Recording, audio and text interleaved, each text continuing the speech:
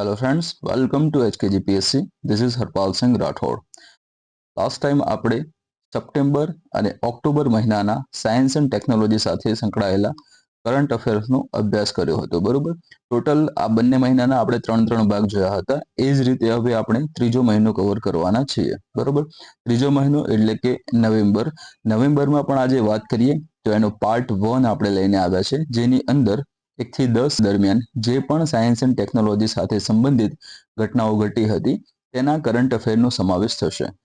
બીજી વસ્તુ કોના માટે કામની, તો આવનારી એસટીઆઈ છે, બરાબર, સીસીબી ગ્રુપની એક્ઝામ છે, પોલીસની એક્ઝામ છે, બરાબર. પોલીસની અંદર બંને આવી જશે, કોન્સ્ટેબલ પણ આવી જશે, ઓકે, અને પીએસઆઈ બંને આવી જશે. અને એ સિવાયની પણ જેટલી પણ સ્પર્ધાત્મક પરીક્ષાઓ લેવાય છે એ બધાની અંદર કરંટ અફેરનો પોર્શન આવેલો હોય તો એ બધી જ જગ્યાએ આ આપણો વિડીયો છે એ કામનો રહેશે, આ માહિતી કામની રહેશે, બરાબર. તો આગળ વધી. હવે ફર્સ્ટ ક્વેશ્ચન છે, ઇસરોનું પ્રથમ એનાલોગ સ્પેસ મિશન કયા સ્થળેથી લોન્ચ કરવામાં આવ્યું હતું, બરોબર. તો ત્યારે મારા સ્ટુડન્ટની વાત કરું તો લેક્ચરમાં મેં અલગ મિશન વિશે માહિતી આપી હતી, બરોબર, કે કયા ટાઈપના મિશનો હોય છે, બરોબર. તો એ પૈકીનું એક મિશન અહીંયા એનાલોગ મિશન પણ આપણને જોવા મળે છે, બરોબર, જેની અંદર અલગથી આપણે અંતરિક્ષમાં જવાની જરૂર રહેતી નથી કે અલગથી આપણે બાહ્ય ગ્રહો સુધી ફ્લાય બાય મિશન કરવાની જરૂર રહેતી નથી, બરોબર. તો એની અંદર આ પ્રશ્ન આવેલો છે કે ઇસરોનું પ્રથમ એનાલોગ સ્પેસ મિશન કયા સ્થળેથી લોન્ચ કરવામાં આવ્યું હતું. 4 ઓપ્શન છે, બેંગલુરુ, સિક્કિમ, લેહ અને શ્રીહરિકોટા. 4 ઓપ્શન તમારી જોડે છે. જવાબ આની અંદર આવશે લેહ ખાતેથી, બરાબર. તો લેહ એનો જવાબ આવે છે. હવે તમે બાજુમાં જોઈ રહ્યા છો કે અહીંયા તમને એક આવું આ યંત્ર તમને જોવા મળે છે, એનું નામ આપવામાં આવેલું છે HAB-1, બરાબર. એનું નામ આપવામાં આવેલું છે HAB-1. આને HAB-1 તરીકે ઓળખવામાં આવે છે. આની અંદર તમે જોવા જાવ તો આ છે શું, તો આ એક કોમ્પેક્ટ ઇન્ફ્લેટેબલ આવાસ તરીકે આને ઓળખવામાં આવે છે. એટલે ટૂંકમાં આની અંદર વ્યક્તિ રહી શકે છે. રહેવા સિવાય પણ બીજી કઈ સગવડ એની અંદર જોવા મળશે, તો આની અંદર તમને હાઇડ્રોપોનિક્સ ફાર્મ જોવા મળશે, રસોડું જોવા મળશે અને બીજી પણ અલગ જે સુવિધાઓ જે હોવી જોઈએ એ બધી સુવિધાઓ તમને આની અંદર જોવા મળશે. હવે ક્વેશ્ચન આવે કે વાય, કેમ આ વસ્તુ આપણે કરવી પડી છે, આનાથી આપણે શું અભ્યાસ કરવાનો છે. તો આની અંદર વાત કરીએ કે નજીકના ભવિષ્યમાં આપણે વિવિધ ગ્રહો ઉપર જવાની યોજના બનાવી રહ્યા છે, જેની અંદર સૌપ્રથમ આપણા પૃથ્વીના ઉપગ્રહનો સમાવેશ થાય છે, બરોબર. એટલે કે ફર્સ્ટ કયા આવશે, તો કે ચંદ્ર ઉપર જવાનું છે. ચંદ્રની અલગ ત્યાં પરિસ્થિતિ છે, એની અંદર વ્યક્તિ કેવી રીતે જીવી શકશે, બરાબર. તો આના વિશે માહિતી મેળવવી જરૂરી છે, એના ઉપર શોધ સંશોધન થવા જરૂરી છે. તો એના માટે આવા અલગ મોડ્યુલ પસંદ કરવામાં આવે છે. તો એટલા માટે જ આવું જે એનાલોગ મિશન જે છે એ લેહ ખાતેથી શરૂ કરવામાં આવ્યું છે. ઓકે, ચલો, એક વસ્તુ ત્યાં ક્લિયર થઈ. હવે વસ્તુ કેવી આવે કે લેહ જ કેમ, અહીંયા લેહને કેમ સિલેક્ટ કરવામાં આવ્યું, તો એનું મહત્વનું કારણ એ છે કે પૃથ્વીની ઉપર આપણે જે ભારત દેશમાં આપણે વાત કરીએ તો વિવિધ અલગ જગ્યાઓ આવેલી છે, જે અલગ પરિસ્થિતિઓ ધરાવતી, અલગ આબોહવા ધરાવતી આપણને જોવા મળે છે. એની અંદર લેહ લદ્દાખની જે આબોહવા છે, જે લેહ લદ્દાખના જે વિસ્તારની જે આખી ઇકોસિસ્ટમ છે એ આપણને સૌથી અલગ જોવા મળે છે. સૌપ્રથમ તો કે સમુદ્ર સપાટીથી 3000 મીટરની ઊંચાઈએ આવેલું જોવા મળે છે આપણને, બરોબર. બીજી વસ્તુ કયું, તો સમુદ્ર સપાટી ઉપર જેટલું ઓક્સિજન હાજર છે એનો 40% જ આપણને અહીંયા જોવા મળે છે. એટલે સીધી વસ્તુ છે, અહીંયા આગળ તમને ઓક્સિજનની અછત જોવા મળશે, એટલે કે ઓછા ઓક્સિજનની હાજરીમાં બધા પ્રયોગ થતા જોવા મળશે. હવે આવું કેમ, તો આપણે અલગ જે ઉપગ્રહ કે ગ્રહ ઉપર જઈને આ બધા મિશન કરવાના છે, તો એ જગ્યાએ ઓક્સિજન હાજર નથી. તો એ વખતે એવી પરિસ્થિતિઓ જે છે એનો અગાઉથી આપણે અભ્યાસ કરવો હોય અને પ્રેક્ટિકલી અભ્યાસ કરવો હોય તો એના માટે આ જે જગ્યા છે એ ખૂબ જ આદર્શ બનતી જોવા મળે છે. ઓકે, બીજી વસ્તુ ત્યાં આગળ ત્રીજી તમને એ જોવા મળે છે કે આસપાસ તમે જોઈ રહ્યા છો અહીંયા કોઈ ઝાડ તમને જોવા મળતા નથી, આ ખાલી બસ રેત અને આ પહાડ તમને જોવા મળે છે. તો આ જ રીતની બધી વ્યવસ્થા તમને ચંદ્ર ઉપર પણ જોવા મળે છે, મંગળ ઉપર તમને જોવા મળે છે, બરાબર. તો એના જેવું સમાન વાતાવરણ સર્જાતું અહીંયા જોવા મળે છે, એટલા માટે આ પ્લેસને ચૂઝ કરવામાં આવેલું છે. ઓકે, નેક્સ્ટ એના વિશે ડીપમાં જોઈ લઈએ. હવે તો ઇન્ડિયન સ્પેસ રિસર્ચ ઓર્ગેનાઇઝેશન ઇસરોએ તેનું પહેલું એનાલોગ સ્પેસ મિશન લેહ લદ્દાખથી લોન્ચ કર્યું હતું. ઓકે, આની જે સ્થાનની વહેંચણી કેમાં ચૂઝ કરવામાં આવી એની આપણે વાત કરી. હવે આ કોના દ્વારા આ શરૂ કરવામાં આવેલું છે, તો સૌપ્રથમ જે વર્ડ આવે છે અહીંયા આગળ એ છે HSFC. એનું ફૂલ ફોર્મ છે human space flight centre, okay, તો એની આગેવાની હેઠળ આ મિશનની શરૂઆત કરવામાં આવી છે, જેમાં સહયોગી તમે જોવા જાઓ તો એક આકાશ સ્પેસ સ્ટુડિયો છે, બીજું છે લદ્દાખ યુનિવર્સિટી, ત્રીજું તમને જોવા મળે છે આઈઆઈટી બોમ્બે અને Ladakh autonomous hill development council સહિત વિવિધ સંસ્થાઓ આમાં સહયોગ કરતી આપણને જોવા મળે છે. એટલે આ બધાના સહયોગથી આ મિશન લોન્ચ થતું આપણને જોવા મળ્યું છે. તમને ઓલરેડી બતાવી દીધું કે શું કરવા માટે મિશન લોન્ચ કરવામાં આવેલું છે. એને ફરીથી તમે આ લાઈનમાં જોઈ શકો છો કે આનો ઉદ્દેશ્ય છે ભાવિ અવકાશ સંશોધન પ્રયાસોને માહિતગાર કરવાનો, એટલે એના વિશે આપણને પહેલાથી માહિતી મળી રહે, બરોબર. પહેલી વસ્તુ આ છે. બીજી કઈ, અને તેને વધારવાનો, એટલે કે જે આ અવકાશ સંશોધન જે પ્રયાસો છે એમાં વધારો થવો જોઈએ. તો વધારો થવા માટે આપણા જોડે કંઈક એવું મોડ્યુલ હોવું જોઈએ જેમાંથી આપણને પહેલાથી માહિતી મળે કે હા આ વસ્તુ આ રીતે થઈ રહી છે, તો એના વિશે આપણે વધુ વિસ્તૃત રીતે વધુ સારી રીતે અભ્યાસ કરીને એ મિશન આપણે લોન્ચ કરી શકીએ છીએ. ઓકે, તો એ ફાયદો થતો જોવા મળશે. અને લદ્દાખ લેહને કેમ ત્યાં ચૂઝ કરવામાં આવી એની હમણાં આપણે વાત ઓલરેડી કરી ચૂક્યા છીએ. ઓકે, નેક્સ્ટ ક્વેશ્ચન છે, ભારતીય સેનાએ કયા દેશ સાથે સંયુક્ત કવાયત ગરુડ શક્તિ 24 એટલે 2024માં યોજાઈ હતી, એટલા માટે 24 તરીકે એને ત્યાં દર્શાવેલું છે. તો સંયુક્ત કવાયત ગરુડ શક્તિ જે છે એ કયા દેશ સાથે થઈ હતી એ આપણો ત્યાં આગળ પ્રશ્ન છે. 4 ઓપ્શન તમને જોવા મળે છે, ઇન્ડોનેશિયા, મલેશિયા, થાઈલેન્ડ અને શ્રીલંકા. અહીંયા જવાબ આવશે તમારો ઇન્ડોનેશિયા. ઓકે, નેક્સ્ટ એમાં જોઈએ ડીપમાં. તો ભારતીય સેનાએ ઇન્ડોનેશિયા સાથે સંયુક્ત કવાયત ગરુડ શક્તિ 24 એટલે 2024માં જે યોજાઈ રહી છે એ કુલ 9મી આવૃત્તિ છે. અત્યાર સુધી 8 થઈ ચૂકી છે અને હાલ આ 9મી યોજાઈ રહેલી છે, બરોબર. એની અંદર જોવા જઈએ તો ભારતની કઈ રેજિમેન્ટ ભાગ લઈ રહી છે, તો પેરાશૂટ રેજિમેન્ટ એની અંદર ભાગ લઈ રહી છે, જેમાં 25 જવાનોની જે ટુકડી હતી 1 થી 12 નવેમ્બર 2024 દરમિયાન નિર્ધારિત કવાયત માટે જાકાર્તા માટે રવાના કરવામાં આવી હતી. એટલે સિમ્પલ વસ્તુ છે, ભારતની અંદર આ યોજાઈ નથી. કઈ જગ્યાએ યોજાઈ હતી, તો જવાબમાં આવશે જાકાર્તા. કઈ જગ્યાએ આવેલું છે, તો આ ઇન્ડોનેશિયાની અંદર આવેલું છે, બરાબર. તો જાકાર્તા ત્યાં આગળ આવશે. એમાં પણ તમે જોવા જાઓ તો ડીપમાં ત્યાં આગળ આપેલું હોય તો જગ્યા છે સિજાનટુંગ, બરોબર. સિજાનટુંગ નામની જગ્યા છે, એ જગ્યાએ આ કવાયત થતી આપણને જોવા મળે છે.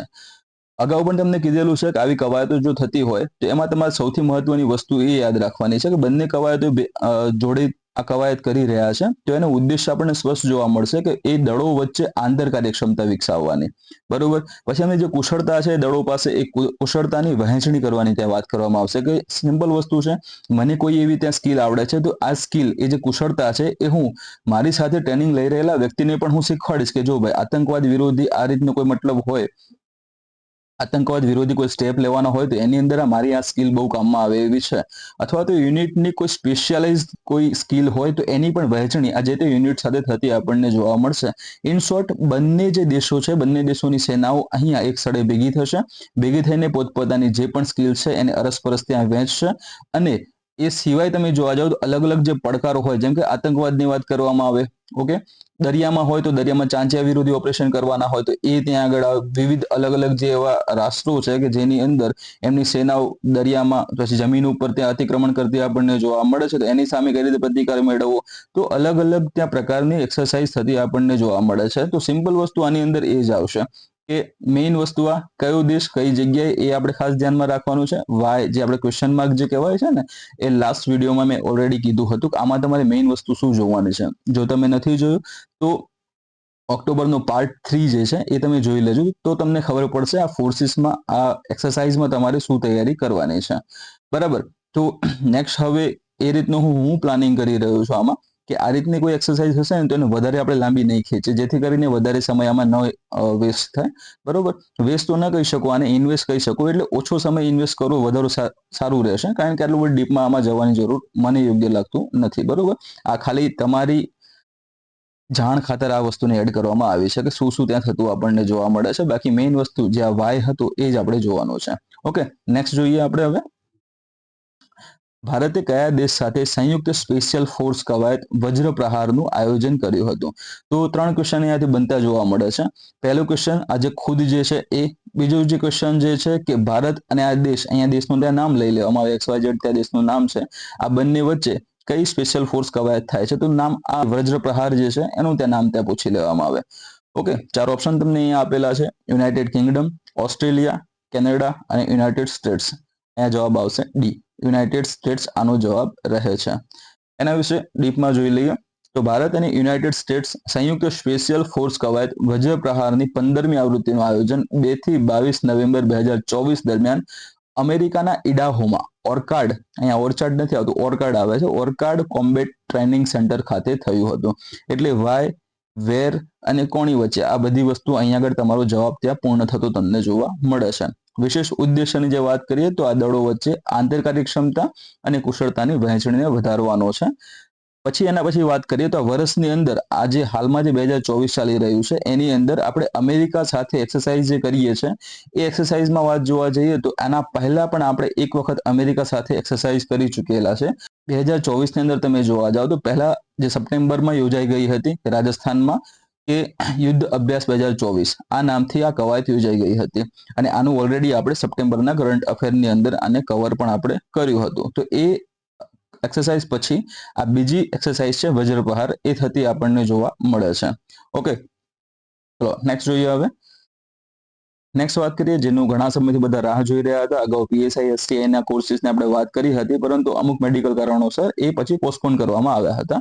પરંતુ હવે જે આ નવા કોર્સિસ આવી રહ્યા છે એ આવનારી જાન્યુઆરી, 1 મિનિટ કાઢીને ખાસ આટલી માહિતી ત્યાં જોઈ લેજો કે આવનારી જાન્યુઆરી એટલે કે જાન્યુઆરી 2025 થી આ ત્રણેય કોર્સ શરૂ થવાના છે. ત્રણેય કોર્સની અંદર વાત કરીએ તો પહેલો કોર્સ તમને જોવા મળે છે યુપીએસસી સીએસસી પ્રિલિમ્સ 2025 માટે સાયન્સ એન્ડ ટેકનોલોજીનો કોર્સ પહેલો તો સામેલ છે, બરોબર, જેની પ્રાઇસ તમને આ જોવા મળે છે 2499 રૂપિયામાં તમને આ કોર્સ મળતો જોવા મળે છે.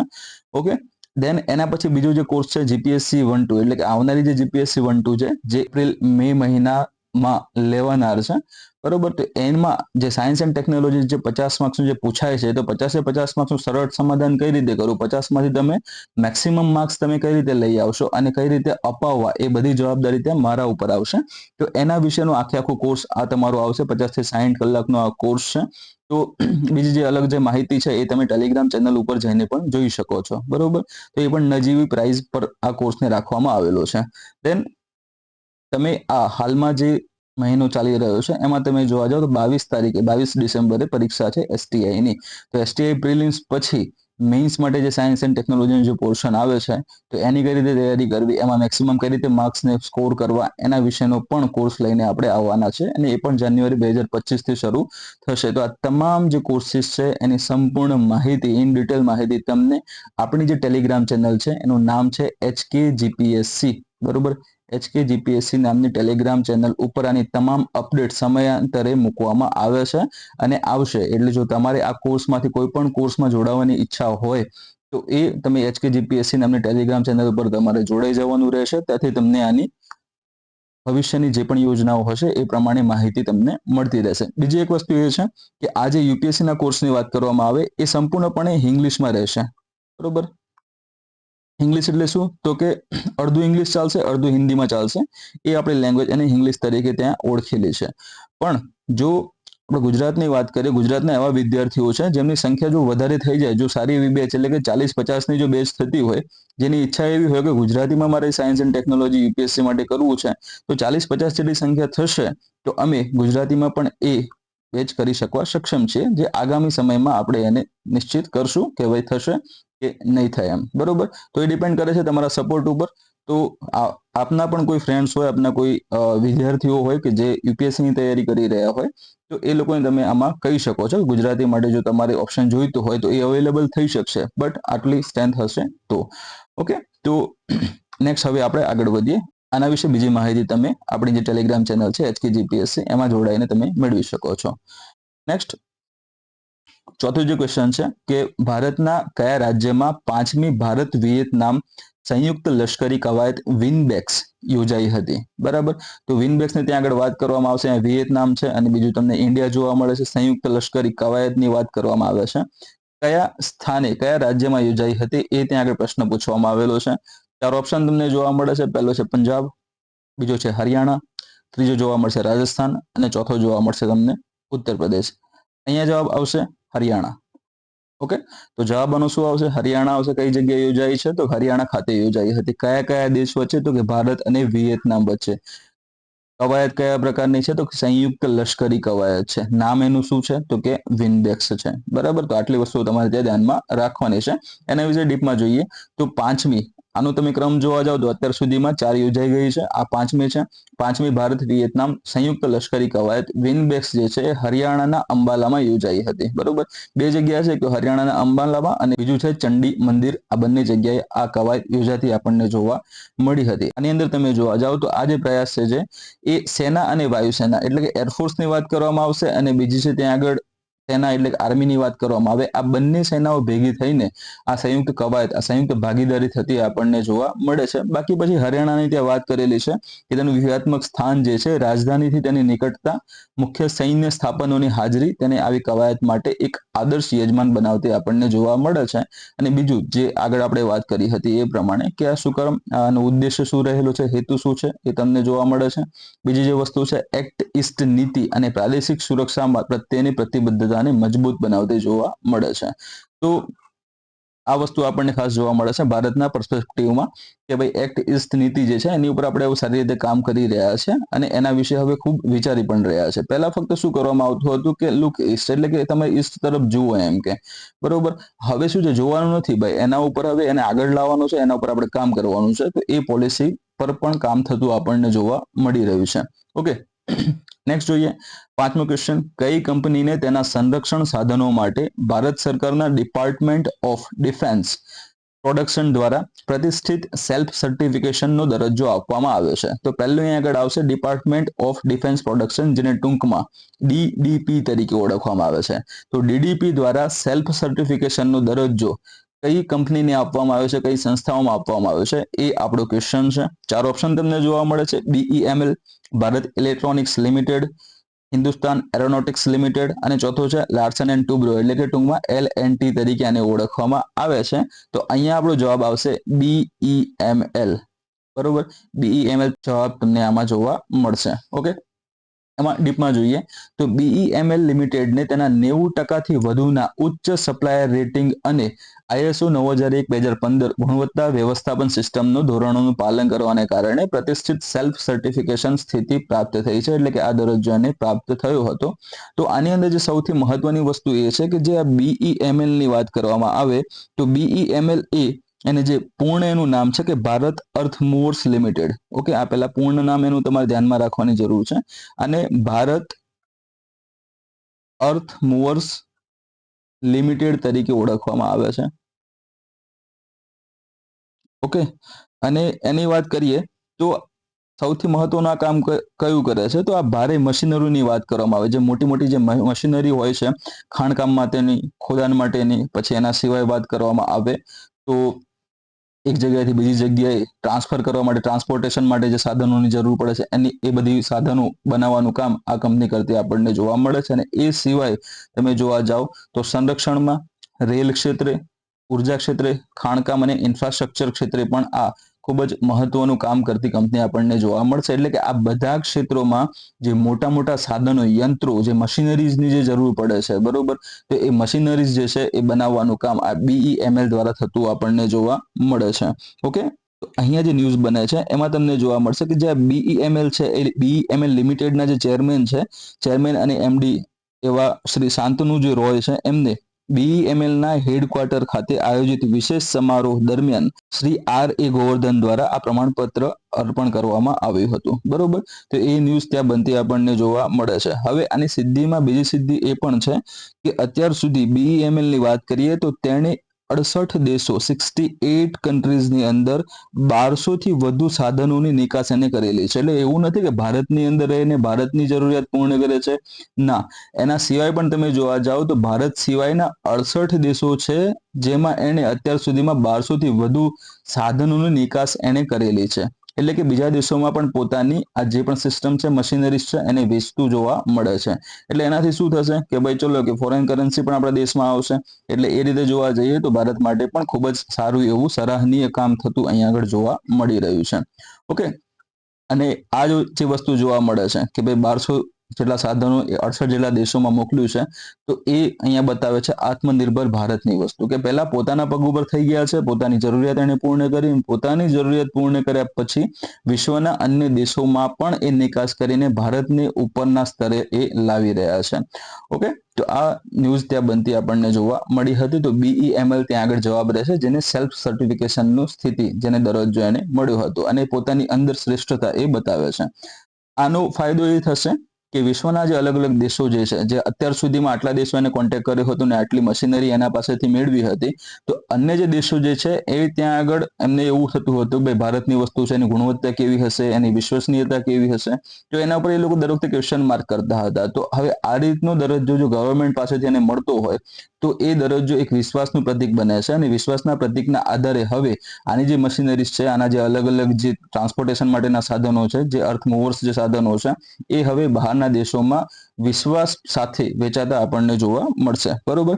બીજું જે વાત કરીએ અહીંયા આત્મનિર્ભર ભારતની અંદર, તો એની એક સફળતા બીજી આપણને જોવા મળે છે કે જેની અંદર તમે જોવા જાઓ તો BEML જે છે એને pontoon bridge system, aircraft towing tractor, aircraft weapon loader, 50 ટનના trailer, okay, wagon, BMP transmission, ejector, air cleaner assembly જેવા ઘણા મુખ્ય પ્લેટફોર્મ છે, જેની અંદર એને 100% સ્વદેશીકરણ એને હાંસલ કરેલું છે. બરોબર. તો એ પણ ત્યાં સફળતા બનતી આપણને જોવા મળે છે, અને આ સિવાય પણ ઘણી બધી મશીનરીઝ એ બનાવતા જોવા મળે છે. નેક્સ્ટ ક્વેશ્ચનની વાત કરીએ તો છઠ્ઠો ક્વેશ્ચન છે, વિશ્વના પ્રથમ લાકડામાંથી બનેલ ઉપગ્રહનું નામ શું છે? અહીંયા સ્પષ્ટ જે પ્રશ્ન પૂછવામાં આવ્યો છે કે જો વિશ્વનું પ્રથમ છે શેમાંથી બનેલું છે, તો કે લાકડામાંથી બનેલું છે. એ ઉપગ્રહનું નામ તમને પૂછવામાં આવેલું છે, અને સાથે હવે એની ત્યાં સીધી એના હેતુની વાત કરવામાં આવે તો જે ટકાઉ અવકાશ તકનીકમાં અગ્રણી પ્રયોગ તરીકે લોન્ચ કરવામાં આવે છે, એટલે કે લોન્ચ કરવામાં આવી ચૂક્યો છે આ ઉપગ્રહને. બરોબર. તો એનું નામ પૂછવામાં આવેલું છે કે નામ શું છે? 4 ઓપ્શન આપેલા છે: લિગ્નોસેટ, વુડસેટ, ઇકોસેટ અને ટિમ્બરએક્સ. અહીંયા તમે જોવા જાવ તો વુડ એટલે લાકડા સાથે સંકળાયેલો શબ્દ છે, ઇકો પર્યાવરણ સાથે સંકળાયેલો શબ્દ છે, બરોબર, ટિમ્બર એ પણ લાકડા સાથે સંકળાયેલો શબ્દ છે. એટલે આપણને એવું લાગશે કે આ બેમાંથી કોઈ એક જવાબ ત્યાં આગળ હશે, પરંતુ આ જવાબ નથી. જવાબ આવશે લિગ્નોસેટ. ઓકે, તો ઘણી વખતે જીપીએસસી પણ આવું કરે છે. જીપીએસસી શું કરશે કે જે પ્રશ્ન પૂછ્યો હશે એ પ્રશ્ન સાથે સંગત એવા શબ્દોનો જવાબમાં ઉલ્લેખ કરે છે. એટલે જવાબમાં એવા ત્યાં આગળ ઓપ્શન રાખશે કે જે તમને સીધા પ્રશ્ન સાથે મેચ થતા તમને જોવા મળે છે, ને એમાં તમે ગોળવાઈ જાઓ, એમાં તમે પછી સંડોવાઈ જાઓ અને તમે ખોટો ઓપ્શન તમે ત્યાં સિલેક્ટ કરી લો, જેનું તમને નુકસાન થતું જોવા મળશે તમારા માર્ક્સમાં. બરાબર. તો એકવાર વિચારવાનું, સરખું વિચારીને પછી આમાં સ્ટેપ લેવાનું. આવા ક્વેશ્ચનમાં આ જ એક સારી એવી રીત છે. તો જવાબ આવશે લિગ્નોસેટ. અહીંયા તમે જુઓ તો જે ફોટો બતાવ્યો છે એની અંદર તમને આ જે વ્યક્તિ જોવા મળે છે એ જાપાનના સાયન્ટિસ્ટ છે. બરાબર. એમના દ્વારા આ ઉપગ્રહ બનાવેલો છે. એટલે ઘણી વખતે આપણે જોઈએ ને તો ઉપગ્રહ એટલે તમે વિચાર કરો તો બહુ મોટા મોટા ઉપગ્રહો હોય ના, મેક્સિમમ તમે ઉપગ્રહો જોવા જાઓ ને તો આ રીતના કદના તમને જોવા મળશે, અને આનાથી વિશેષ જો વધારે મોટા કદના જોવા જાઓ તો એક માનવ એટલે કે જે માણસની સાઈઝ છે એ ત્યાં સુધીના ઉપગ્રહો તમને એટલા મોટા જોવા મળે છે. અને અમુક જે સ્પેશિયલ મિશન્સ માટે કે સ્પેશિયલ ઉદ્દેશ્ય માટે કોઈ જો ઉપગ્રહ અલગથી બનાવવામાં આવેલા હોય એ જ તમને મોટા એવા કાર સાઈઝના એટલે કે તમારી જે 4 વ્હીલર હોય એ 4 વ્હીલર સાઈઝના અથવા એનાથી સહેજ મોટા ત્યાં ઉપગ્રહો તમને જોવા મળે છે. બરોબર. એનાથી વધારે મોટા ઉપગ્રહો હોતા નથી. એટલે આપણા મનમાં જે વિચાર આવે ઉપગ્રહ એટલે બહુ મોટી વસ્તુ, ના એવું નથી. મેક્સિમમ ઉપગ્રહો તમને આ નાના અથવા તો એનાથી સહેજ મોટી સાઈઝના જોવા મળે છે. તો એના પણ અલગ અલગ પ્રકાર છે. એના વિશે પણ ઓલરેડી મેં લેક્ચર્સમાં તમને ચલાવેલું છે, તમને ભણાવેલું છે. હવે આની વાત કરીએ તો આ ઉપગ્રહ તમને જોવા મળે છે એ સંપૂર્ણપણે લાકડાનું બનેલું આપણને જોવા મળે છે. હવે આના પહેલાના જે પાર્ટ હતા એની અંદર એક ત્યાં પ્રશ્ન મેં મૂક્યો હતો લાસ્ટમાં પ્રેક્ટિસ ક્વેશ્ચન માટે, કેસલર સિન્ડ્રોમ. બરોબર. કેસલર સિન્ડ્રોમમાં શું જોવા મળતું હતું કે આ પૃથ્વી છે અને પૃથ્વીની આસપાસ આપણે ઉપગ્રહો મૂકી રહ્યા છે. બરોબર. હવે એક સમય એવો આવશે કે આ જે નજીકની જે કક્ષા છે એને આપણે લીઓ તરીકે ઓળખીએ છીએ.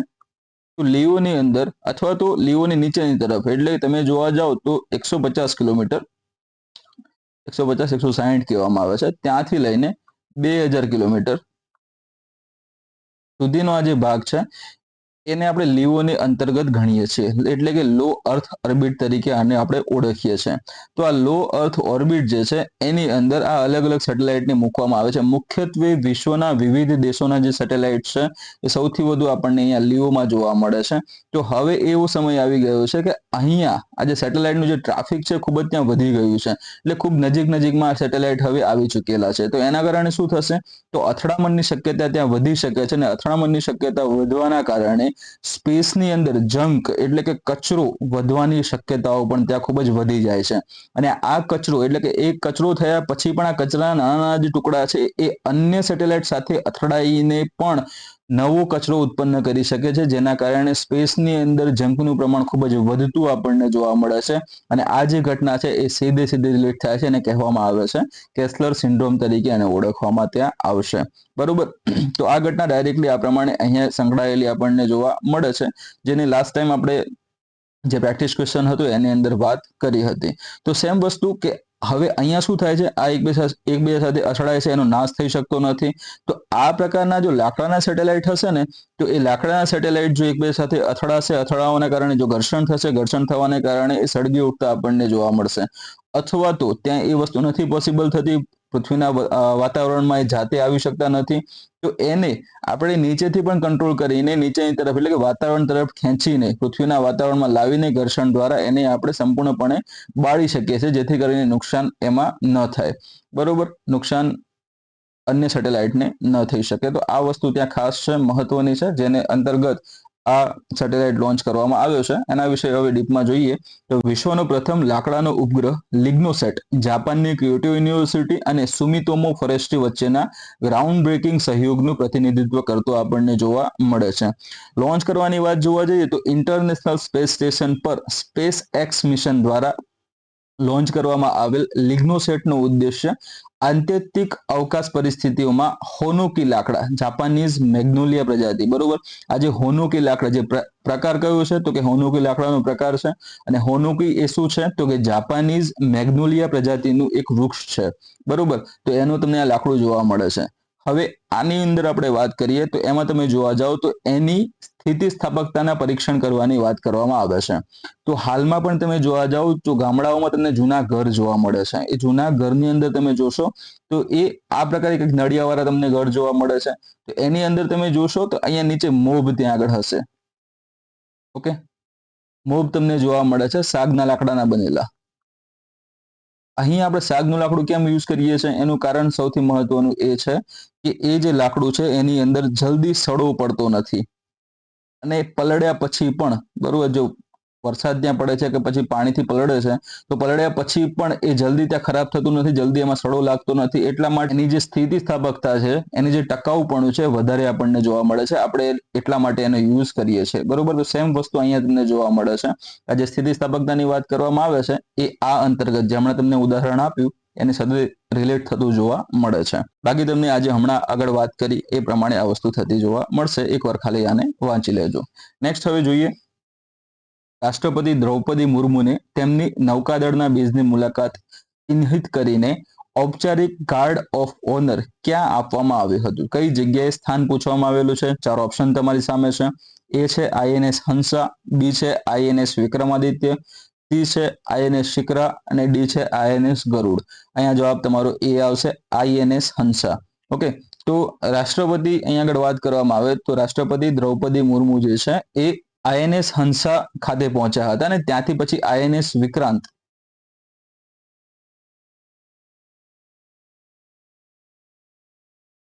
ની મુલાકાત એમણે ત્યાં લીધી હતી, બરોબર. તો જ્યારે ત્યાં પહોંચે છે ત્યારે એમને સેરેમોનિયલ ગાર્ડ ઓફ ઓનર આપવામાં આવે છે 150 જવાનો દ્વારા. 150 જે જવાનો છે એમના દ્વારા એમને સેરેમોનિયલ ગાર્ડ ઓફ ઓનર આપવામાં આવે છે કે તમે અહીંયા આગળ આવ્યા, અમને સારું લાગ્યું, અમે તમને માન સન્માન આપીએ છીએ. તો આ એ દર્શાવે છે, રાષ્ટ્રપતિના પદની ગરિમા ત્યાં બતાવે છે, બરોબર. રાષ્ટ્રપતિના હોદ્દો જે છે એ હોદ્દાની ત્યાં સન્માન ત્યાં બતાવતા આપણને જોવા મળે છે. અને ત્યારબાદ તેઓ આઈએનએસ વિક્રાંત પર પહોંચ્યા હતા અને વિક્રાંત ઉપર પહોંચીને જે કઈ રીતે કામ કરે છે એના વિશેની માહિતી એમણે ત્યાં મેળવી હતી, બરાબર. એમાં ડીપમાં જોઈએ તો રાષ્ટ્રપતિ દ્રૌપદી મુર્મુએ નેવલ બેઝની સત્તાવાર મુલાકાતના ભાગરૂપે ગોવાના ડબોલીમમાં સ્થિત આઈએનએસ હંસા ખાતે ઔપચારિક ગાર્ડ ઓફ ઓનર મેળવ્યું હતું. બરોબર, ઔપચારિક એટલે જે અમને તમને વાત કરી એ પ્રમાણે કે સેરેમનીમાં તે હાજર થયા હતા, એ પ્રકારે ગાર્ડ ઓફ ઓનર ત્યાં આવે છે. બાકી ગાર્ડ ઓફ ઓનર બીજા કઈ રીતે મળે છે આપણે સારી રીતે જાણીએ છીએ, એના વિશે હવે વધારે વાત નથી કરવી, ક્યારેક કરશું, ડિફેન્સનું લેક્ચર લેશું અલગથી ત્યારે. તો ગોવાના ડબોલીમમાં એટલે આઈએનએસ હંસા જે બેઝ છે, નેવલ બેઝ છે, કઈ જગ્યાએ આવેલું છે તો ગોવા છે. ગોવાની અંદર આવેલું ડબોલીમ છે. ડબોલીમની અંદર આ આઈએનએસ હંસા નામનો બેઝ આવેલો છે. તો એ આપણે ખાસ ધ્યાનમાં રાખવાનું છે. પરીક્ષામાં આ પ્રશ્ન પૂછાય છે કે આઈએનએસ હંસા કઈ જગ્યાએ સ્થિત છે, તો જવાબ આવશે ગોવાના ડબોલીમમાં. બરાબર. એની અંદર જોઈએ તો એમણે પ્રવાસની શરૂઆત કરી, જેમાં એમણે સપાટી પરના જહાજો, સબમરીન, એરક્રાફ્ટની કવાયત સહિત વિવિધ નૌકાદળની કામગીરી પણ જોઈ હતી. કઈ રીતે? તમને હમણાં વાત કરી એ પ્રમાણે તેમને ગાર્ડ ઓફ ઓનર આપવામાં આવ્યું. એના પછી તેઓ આઈએનએસ વિક્રાંત ઉપર ગયા ને વિક્રાંત ઉપર જઈને વિવિધ સિસ્ટમ જે કઈ રીતે કામ કરે છે, એટલે કે આ વસ્તુ એને પણ એમણે ત્યાં માહિતી મેળવી. ઓકે, નેક્સ્ટ આ જે વસ્તુ છે હમણાં એની ત્યાં આપણે વાત કરી ચૂકેલા છે, અને એ આજે રાષ્ટ્રપતિ જે છે એ રાષ્ટ્રપતિની આ ક્ષેત્રે રુચિ આપણને બતાવે છે.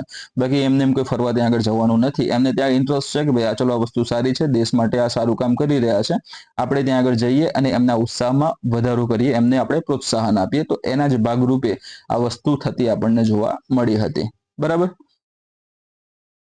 નેક્સ્ટ ક્વેશ્ચન જોઈએ. 8 નવેમ્બર 2024 રોજ ભારત દ્વારા શરૂ કરાયેલ ત્રિસેવા લશ્કરી કવાયત, અહીંયા જે ટ્રાય સર્વિસીસની વાત કરવામાં આવે છે. ટ્રાય સર્વિસીસ એટલે તમે એને કહી શકો છો કે એરફોર્સ, નેવી અને આર્મી, આ ત્રણેયની વાત અહીંયા કરવામાં આવેલી છે. અને એમાં સ્પષ્ટ પ્રશ્નમાં બતાવ્યું છે કે ભારત દ્વારા, એટલે આમાં બીજો કોઈ દેશ સામેલ નથી. ભારતની જે ત્રણ સેનાઓ છે એના વચ્ચે આ કવાયત થતી આપણને જોવા મળે છે. તો એનું નામ શું છે એ પ્રશ્ન પૂછવામાં આવેલો છે. 4 ઓપ્શન આપેલા છે: શક્તિ પ્રહાર, વિશાલ પ્રહાર, પૂર્વી પ્રહાર, ભરત પ્રહાર. જવાબ આવે છે અહીં આગળ પૂર્વી પ્રહાર. બરોબર, આનું નામ છે પૂર્વી પ્રહાર. કઈ જગ્યાએ થઈ હતી? તો આ જે કવાયત જે 2024 વાળી છે એ અરુણાચલ પ્રદેશ ખાતે થતી આપણને જોવા મળે છે. અહીંયા તમે ફોટોગ્રાફમાં પણ જોઈ શકો છો કે આ તમને જોવા મળે છે આર્મી, આ તમને જોવા મળે છે એરફોર્સ, અને અહીંયા તમને જોવા મળે છે નેવી. ઓકે, ઇન્ડિયન નેવી તમને અહીંયા જોવા મળે છે. તો ત્રણ સેનાઓ જે છે એ ત્રણ સેનાઓ અહીંયા આગળ એક સાથે કામ કરતી જોવા મળે છે. હવે તમને ત્યાં વિચાર એવો આવે કે આ મતલબ અરુણાચલ પ્રદેશની અંદર થોડો દરિયો છે, ત્યાં આગળ આ જહાજ લઈને ત્યાં પહોંચ્યા હોય, તો એવું નથી ભાઈ. એમના ઓફિશિયલ્સ જે હોય ને એ ત્યાં પહોંચતા જોવા મળે છે, ને એ પછી અહીંયા આગળ પોતાની ભાગીદારી દર્શાવતા જોવા મળશે. બરાબર. તો એને તમારે ત્યાં ધ્યાનમાં રાખવાનું છે. કવાયતનું નામ શું છે? તો કે પૂર્વી પ્રહાર તરીકે એને ઓળખવામાં આવે છે. એના વિશે જોઈએ તો ભારત દ્વારા 8 નવેમ્બર 2024 રોજ શરૂ કરવામાં આવેલ ત્રિસેવા લશ્કરી કવાયતને પૂર્વી પ્રહાર તરીકે ઓળખવામાં આવે છે. કેટલા દિવસ ચાલી? તો કે 10 દિવસની આ કવાયત હતી. એની અંદર ભારતના પૂર્વીય મોરચા પર લશ્કરી તત્પરતા વધારવાનો ત્યાં એનો હેતુ આપણને જોવા મળે છે. એમાં લાસ્ટ ટાઈમ આજે તમે ઘર્ષણ જોયું હતું કે પૂર્વી લદ્દાખમાં જે ઘર્ષણ થતું આપણને જોવા મળ્યું હતું, એના ઉપરથી શીખ મેળવીને આ અરુણાચલ પ્રદેશ ખાતે આ વખતે એક્સરસાઇઝ થતી આપણને જોવા મળે છે. ત્રણ સેનાઓ અહીંયા આગળ ભેગી થઈને કામ કરતી જોવા મળશે. અને એની અંદર વાત કરીએ તો વિવિધ લશ્કરી એકમો, એરક્રાફ્ટ, હેલિકોપ્ટર અને નેવલ કમાન્ડોની તૈનાત એટલે હાજરીનો ત્યાં સમાવેશ થતો જોવા મળે છે, જે પૂર્વીય ક્ષેત્રમાં ભારતની સંરક્ષણ ક્ષમતાને મજબૂત બનાવશે. ઓકે, નેક્સ્ટ ક્વેશ્ચન જોઈએ. Indian military heritage festival IMHF ની બીજી આવૃત્તિ ક્યાં યોજાઈ હતી? 4 ઓપ્શન તમારી પાસે છે: નવી દિલ્હી, મુંબઈ, બેંગલુરુ અને ચેન્નઈ. તો જવાબ અહીંયા આગળ આવશે નવી દિલ્હી. નવી દિલ્હી ખાતે આ IMHF જે છે એની સેકન્ડ આવૃત્તિ, બરોબર, બીજી આવૃત્તિ યોજાતી આપણને જોવા મળે છે. અહીંયા તમે બે ફોટોગ્રાફ જોઈ રહ્યા છો કે આ બાજુ એક ભાઈ ઘોડા ઉપર ત્યાં ઉભેલા છે, અહીંયા તમને ભારતનો ઝંડો લઈને ત્યાં ઉભેલા જોવા મળે છે. તો આ વસ્તુ એ શો કરે છે કે ભારતની જે ઇન્ડિયન જે મિલિટરી જે છે, બરોબર, એને હેરિટેજ, એના વારસાની વાત કરવામાં આવે છે. વારસાની આપણે વાત કરીએ ને તો શરૂઆતથી જોવા જઈએ આપણે તો શરૂઆતમાં તમને જોવા મળશે એક તો છે રામાયણ, એના સિવાય તમને જોવા મળે છે મહાભારત.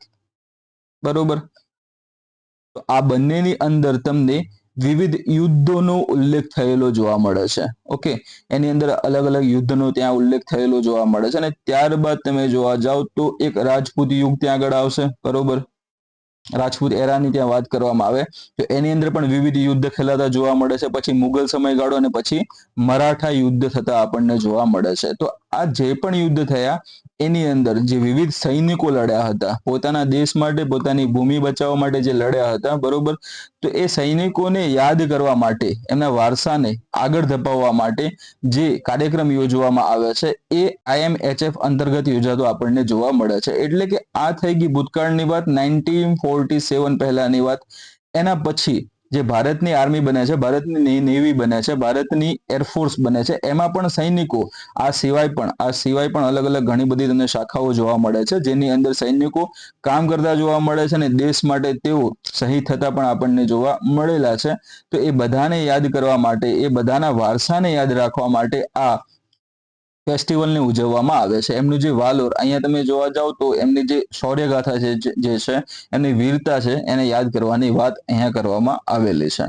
ઓકે, એની અંદર જોઈએ ડીપમાં તો ઇન્ડિયન મિલિટરી હેરિટેજ ફેસ્ટિવલ 2024 નવી દિલ્હીમાં ઇન્ડિયા ઇન્ટરનેશનલ સેન્ટર ખાતે 8-9 નવેમ્બર 2024 દરમિયાન યોજાયો હતો. આ 2 દિવસીય ઇવેન્ટનો ઉદ્દેશ્ય રાષ્ટ્રીય સુરક્ષા, લશ્કરી ઇતિહાસ અને ચર્ચા કરવા વૈશ્વિક અને ભારતીય નિષ્ણાંતોને સાથે લાવવાનો છે. એટલે કે સુરક્ષાની વાત કરી કે જે લડ્યા હતા એની વાત થઈ, બરોબર, અને ઇતિહાસની વાત કરી, અને એ સિવાય જે ત્રીજો અહીંયા આગળ ભાગ જે જોવા મળે છે એની અંદર તો આ ક્ષેત્રે નિપુણતા ધરાવતા નિષ્ણાંતો છે, નિષ્ણાંતોને આગળ લાવવામાં આવશે અને એ લોકો પછી આના પર ચર્ચા કરશે, બરાબર. આ ફેસ્ટિવલમાં ભારતના લશ્કરી વારસાને જાળવવા અને પ્રોત્સાહિત કરવા પ્રોજેક્ટ શૌર્ય ગાથાના લોન્ચ સહિત વિવિધ પ્રદર્શન અને પુસ્તક વિમોચન દર્શાવવામાં આવ્યા હતા, બરોબર. તો અહીંયા એક બીજી મહત્વની વસ્તુ આવશે, શૌર્ય ગાથા. અગાઉના કરંટ અફેર્સની અંદર આપણે આ વસ્તુને કવર કરી જ હતી, આ નામ પહેલા પણ આવ્યું હતું.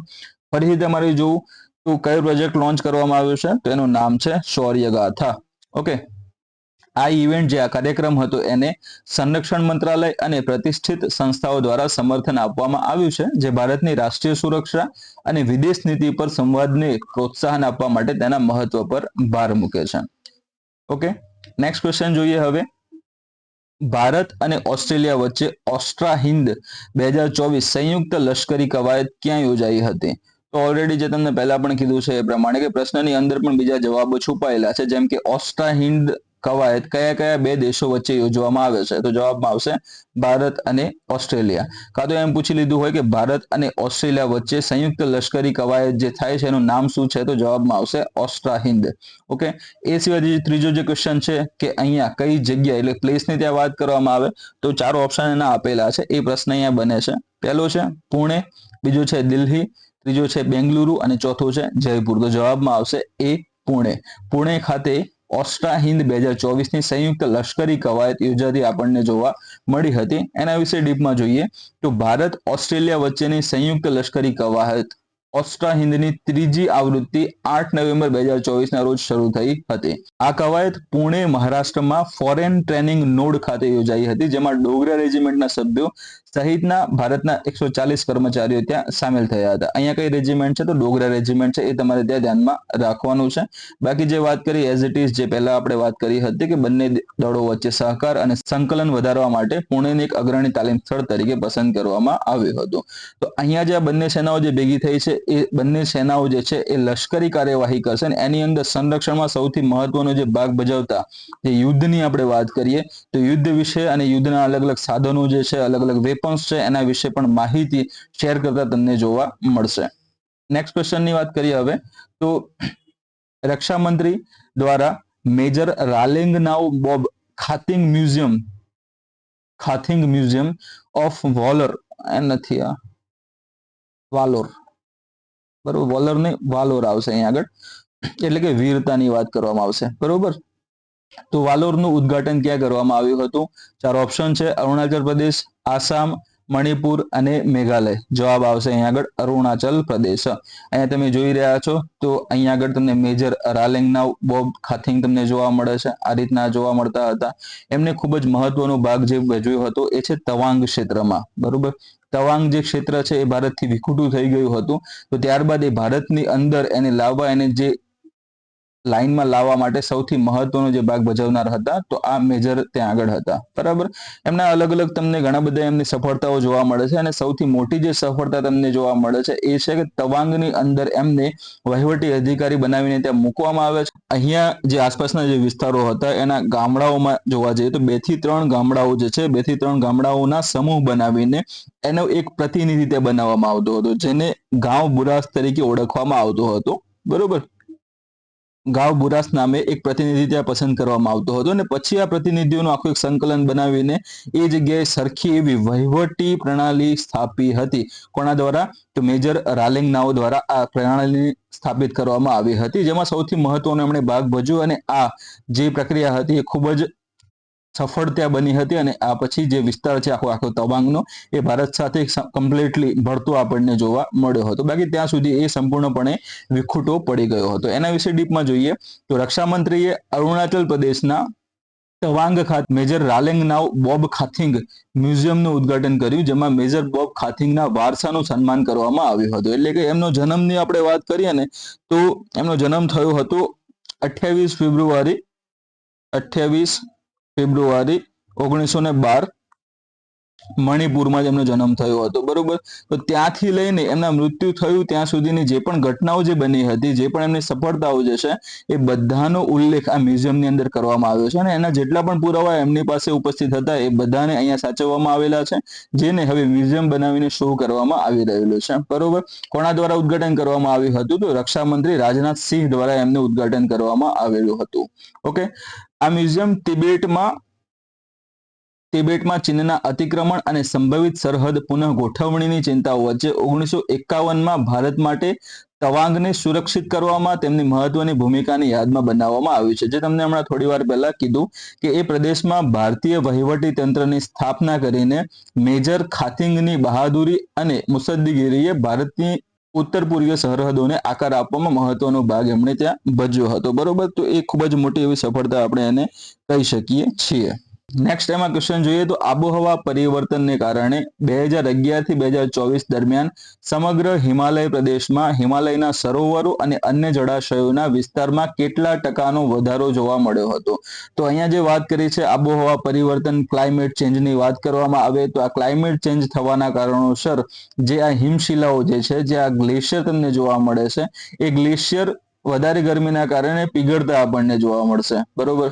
પીગળ્યા બાદ આ જે ગ્લેશિયરનું જે પાણી છે એ આ પર્વતો ઉપર થઈને આ પહાડો ઉપર થઈને નીચેની તરફ આગળ વધે છે અને આગળ વધ્યા બાદ કોઈ પણ આવો ખાડાનો વિસ્તાર છે, કોઈ પણ આવા સરોવર કે નાના તળાવ જોવા મળે છે તો આ પાણી ત્યાં એમાં ભળતું જોવા મળશે. બરાબર. અહીંયા આ પાણી જે ભળે છે, ભળ્યા બાદ તમે હવે જોવા જાઓ કે ચલો આની જે સામાન્ય સ્થિતિ હતી એ તમને આ લેવલે જોવા મળે છે. હવે ક્લાઇમેટ ચેન્જના કારણોસર આ જે પહાડો જે આ ગ્લેશિયર જે પીગળ્યા હતા એના કારણે વધારે પાણી ત્યાં આવે છે અને વધારે પાણી આવવાના કારણોસર આ જે સરોવર હતું એની સપાટીમાં વધારો થતો જોવા મળશે અને એ વધારો અહીંયા સુધી પહોંચે છે. બરાબર. તો આ જે આખો વિસ્તાર તમે જે જોઈ રહ્યા છો કે પહેલા આ સ્થિતિમાં હતું, આટલા સુધી તમને જોવા મળતું હતું, હવે એનું ત્યાં લેવલ એનું વધતું જોવા મળ્યું છે, એનો વિસ્તાર ત્યાં વધતો જોવા મળ્યો છે. તો એક સમય એવો આવશે કે આ જે બધા જે ગ્લેશિયર છે આજુબાજુના એ પીગળી જશે અને પીગળવાના કારણે એની નીચેના જે ઢોળાવવાળા પ્રદેશોમાં જે સરોવરો જે તળાવો આવેલા છે એની સપાટીમાં વધારો થશે. સપાટીમાં વધારો થવાના કારણોસર એ જેટલા વિસ્તારમાં ફેલાયેલા છે એના કરતાં પણ વધારે વિસ્તારમાં એ વિસ્તૃત થતા ફેલાતા જોવા મળશે અને એ જ વસ્તુની વાત અહીંયા આગળ કરવામાં આવેલી છે કે એ કેટલા ટકાનો વધારો થઈ ચૂક્યો છે. પાછલા 14 વર્ષની વાત કરીએ તો 14 વર્ષમાં કેટલા ટકાનો વધારો થયો છે? તો જવાબ આવશે એ 10.81% એમાં વધારો થયેલો આપણને જોવા મળે છે, જે ખૂબ જ મોટી એવી ઘટના આપણે એને કહી શકીએ અને ઇકોસિસ્ટમ માટે ખૂબ જ નુકસાનકારક પણ આપણે એને કહી શકીએ છીએ. ઓકે. એની અંદર ડીપમાં જોઈએ તો હિમાલય પ્રદેશમાં આબોહવા પરિવર્તનને કારણે નોંધપાત્ર ફેરફારો થયા છે, જેના કારણે હિમનદી સરોવરોનું વિસ્તરણ થયેલું જોવા મળે છે. 2011 થી 2024 વચ્ચે આ તળાવોના વિસ્તારમાં 10.81% નોંધપાત્ર વધારો જોવા મળ્યો છે, જે ચિંતાજનક છે અને પર્યાવરણ તથા સ્થાનિક ઇકોસિસ્ટમ માટે ગંભીર અસરો ધરાવતો આપણને જોવા મળે છે. ઓકે. અહીંયા જે વાત કરી છે કે હિમાલય પ્રદેશમાં, તો હિમાલય પ્રદેશમાં કયા કયા વિસ્તાર? તો કે લદ્દાખ, હિમાચલ પ્રદેશ છે, ઉત્તરાખંડ છે, સિક્કિમ છે, અરુણાચલ પ્રદેશ છે. તો એ બધા વિસ્તારોની અહીં આગળ વાત કરવામાં આવી છે, જેની અંદર આ વધારો થતો આપણને જોવા મળેલો છે. અને આ એ વિસ્તારોનું જે નાજુક ઇકોસિસ્ટમ છે એના પર આબોહવા પરિવર્તનની અસરને સંબોધવા અને હિમ નદી તળાવના વિસ્તરણ સાથે સંકળાયેલ સંભવિત જોખમોને ઘટાડવા માટે આ વલણને સમજવું ખૂબ જ મહત્વપૂર્ણ છે. અને એના સંરક્ષણ માટે વિવિધ સોપાનો, વિવિધ સ્ટેપ્સ લેવા પણ જરૂરી છે. બરાબર. નેક્સ્ટ ક્વેશ્ચનની વાત કરીએ તો બાંધવગઢ ટાઈગર રિઝર્વમાં હાથીઓના મૃત્યુનું કારણ બને તેવા માઇકોટોક્સિન સાથે કયા પ્રકારની બાજરી સંકળાયેલી છે? 4 ઓપ્શન આવે છે: ફોક્સટેલ બાજરી, કોડો બાજરી, પ્રોસો બાજરી, નાની બાજરી. અહીંયા જવાબ આવશે કોડો બાજરી. ઓકે, ગુજરાતીમાં આપણે એને કોદરી તરીકે ઓળખીએ છીએ. ઘણા લોકોએ ખાધી પણ હશે. ખાધી હોય તો નીચે લખી દેજો કોમેન્ટમાં, હા ખાધી છે ભાઈ.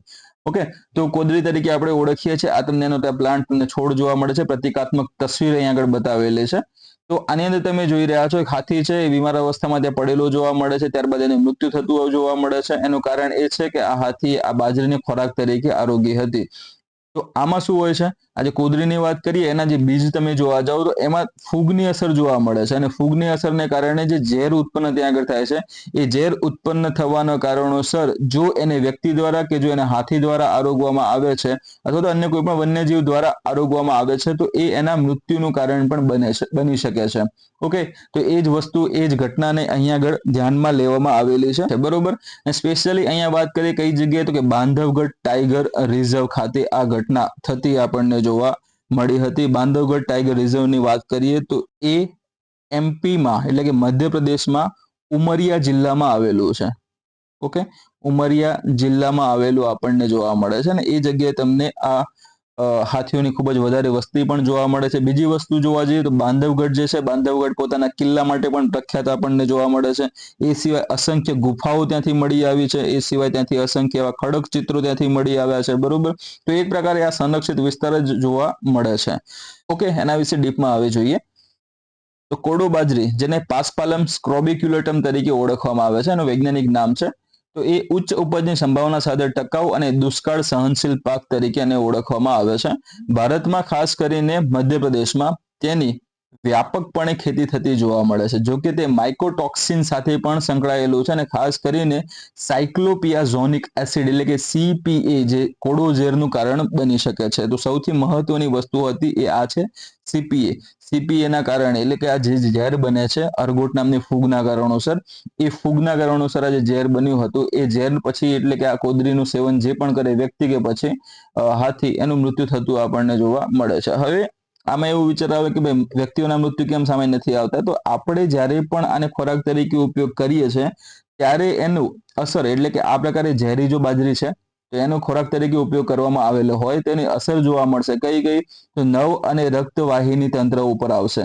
નવ સિસ્ટમની વાત કરીએ તો નવ સિસ્ટમ એટલે શું? એટલે કે ચેતના તંત્રની ત્યાં આગળ વાત કરવામાં આવે છે કે કોઈ આપણને અડે, સ્પર્શે તો આપણને ખ્યાલ આવે, આ બધી માહિતી ત્યાં આગળ આવશે. રક્તવાહિની તંત્ર છે તો એ વસ્તુની ઉપર પણ અસર થતી જોવા મળે છે. ને એમાં લક્ષણો જોવા જઈએ તો ઉલટી છે, ચક્કર આવવા, બેભાન થઈ જવું, આ બધા લક્ષણ જોવા મળે છે. તો વ્યક્તિની અંદર આવા જો લક્ષણો જોવા મળે તો વ્યક્તિ તાત્કાલિક દવાખાનાનો સંપર્ક કરે છે. અને દવાખાનાનો સંપર્ક કરવાના કારણોસર એનો જીવ બચતો જોવા મળશે. પરંતુ અહીંયા જે બીજા પ્રાણીઓની વાત કરવામાં આવે, બીજા અબોલ જીવની વાત કરવામાં આવે તો એ લોકોની અંદર આવી અસર જોવા મળે તો પછી એ દવાખાનાનો સંપર્ક કરી શકવા માટે સક્ષમ નથી. કારણ કે એ આપણા જેટલા બુદ્ધિમાન એવા પ્રાણીઓ નથી કે આપણા જેવી સિસ્ટમ એમના ત્યાં જંગલમાં ઊભી કરવામાં આવી નથી કે એમને ખબર પડે કે ચલો હું હવે બીમાર થયું છું, હું હવે જઈ આવું દવાખાનામાં જઈશ તો હું સાજી થઈ જઈશ. બરોબર. એવી કોઈ સિસ્ટમ વિશે એ જાણકાર નથી. તો આ જ વસ્તુના કારણોસર આ જે અસર થાય છે, અસર ત્યાં આગળ વધે છે, અને આગળ વધવાના કારણોસર એમનો જીવ પણ ત્યાં જઈ શકે છે. તો આ એક મહત્વની જે ઘટના હતી જે ખૂબ જ લાઇમલાઇટમાં આવેલી હતી. બરોબર.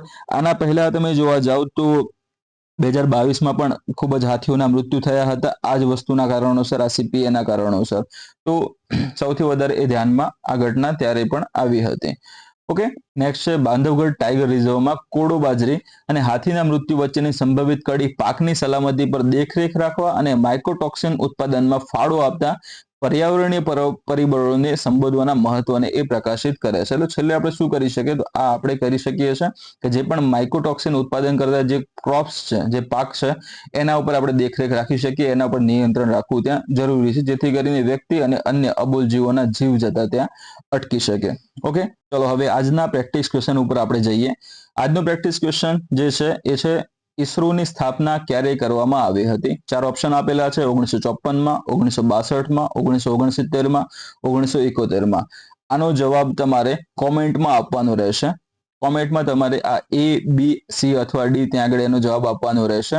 જે પણ જવાબ સાચો હશે એની આગળ હું ત્યાં હાર્ટ ત્યાં ક્લિક કરી દઈશ, જેથી કરીને તમને ખબર પડે કે હા, મારો જવાબ સાચો છે. ઓકે, હજુ જો તમે અમારી સાથે સંપૂર્ણપણે જોડાયા નથી તો હાલ તમે આ વિડીયો જોઈ રહ્યા છો તો ફર્સ્ટ સ્ટેપ તમારે છે યુટ્યુબમાં અમારી ચેનલને ત્યાં સબસ્ક્રાઇબ કરવાનું રહેશે, જેથી કરીને આવનારા વિડીયોની અપડેટ્સ તમને મળી રહે. બીજું જે છે કે આ જે આખું લેક્ચર જે ચાલ્યું એની PDF જો તમારે મેળવવી હોય તો આ PDF આપણી ટેલિગ્રામ ચેનલ છે HKGPSC ના નામની. આ નામની તમને આપણી ટેલિગ્રામ ચેનલ જોવા મળે છે. આ જ પ્રકારેનો ત્યાં લોગો તમને જોવા મળશે. તો આ લોગો ધરાવતી HKGPSC નામની ટેલિગ્રામ ચેનલમાં તમારે જોઈન થવાનું રહેશે, જેમાં સાંજે આ વિડીયોની લિંક તથા એની સાથે આ PDF ને પણ શેર કરી દેવામાં આવશે. એટલે ત્યાંથી પણ ડાયરેક્ટ તમે આને વાંચી શકો છો. તમારે આને લખવાની જરૂરિયાત અલગથી રહેશે નહીં. એ સિવાય પણ વાત કરીએ તો ઇન્સ્ટાગ્રામમાં પણ તમારે આની અપડેટ્સ મેળવવી હોય, લેક્ચર્સ નિયમિતપણે ક્યારે આવે છે, આપણે HKGPSC ના બેનર હેઠળ અલગ અલગ બુક્સ પણ લખેલી છે, અલગ અલગ ત્યાં એના પ્રકાશનો પણ ચાલે છે. એના વિશે માહિતી તમારે મેળવવી હોય તો HKGPSC ની ઇન્સ્ટાગ્રામ ચેનલ પણ ત્યાં આગળ ઉપલબ્ધ છે, ઇન્સ્ટાગ્રામ ID પણ ત્યાં ઉપલબ્ધ છે. એમાં તમે સિમ્પલી આ PDF મેળવ્યા બાદ આ લિંક આપેલી છે એના ઉપર ક્લિક કરીને તમે જોડાઈ શકો છો, અથવા તો ડાયરેક્ટલી તમે HKGPSC ઇન્સ્ટાગ્રામમાં સર્ચ કરીને પણ જોડાઈ શકો છો. એ સિવાય મારી પણ ID ત્યાં આપેલી છે હરપાલસિંહ2807. આના પર ક્લિક કરીને પણ તમે મારી સાથે જોડાઈ શકો છો, અથવા તો ઇન્સ્ટાગ્રામમાં જઈને હરપાલસિંહ2807 સર્ચ કરીને તમે મારી સાથે જોડાઈ શકો છો, મને ફોલો કરી શકો છો. ત્યાં પણ હું રેગ્યુલરલી સ્ટોરીમાં બધી અપડેટ્સ ત્યાં મૂકતો હોઉં છું અને આનો જવાબ પણ હું ત્યાં આગળ મારી સ્ટોરીમાં મૂકી દઈશ. બરોબર, જવાબ એટલે કે પાછળ જે તમને હમણાં ક્વેશ્ચન જે તમે જોયો હતો એનો જવાબ પણ હું મારી સ્ટોરીમાં નેક્સ્ટ વિડીયો આવશે ત્યારે મૂકી દઈશ. તો મળીએ હવે નેક્સ્ટ ટાઈમ. ત્યાં સુધી જે પણ તમારી એક્ઝામ આવતી હોય એના માટે બહુ મસ્ત જોરદાર તૈયારી કરજો. All the best. જય હિન્દ, જય ભારત.